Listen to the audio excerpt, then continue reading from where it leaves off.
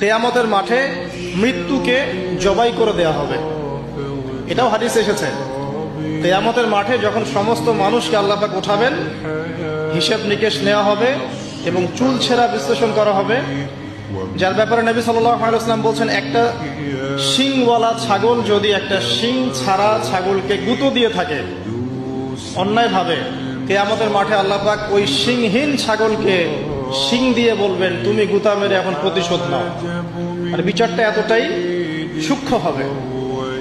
এরপর আল্লাহ পাক মৃত্যুকে হাজির করবেন একটা প্রাণীর রূপে, একটা পশু বা একটা প্রাণীর রূপে মৃত্যুকে ডেকে আনা হবে এবং একে জবাই করে দেওয়া হবে, মানে মৃত্যুকেও মৃত্যুবরণ করতে হবে। আমি কি বোঝাতে পারছি?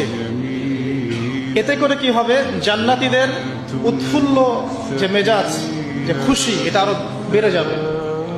কারণ তারা বুঝতে পারবে যে এরপরে আর কোনো মৃত্যু নাই, আমরা অনন্তকাল জান্নাতে থাকবো ইনশাআল্লাহ।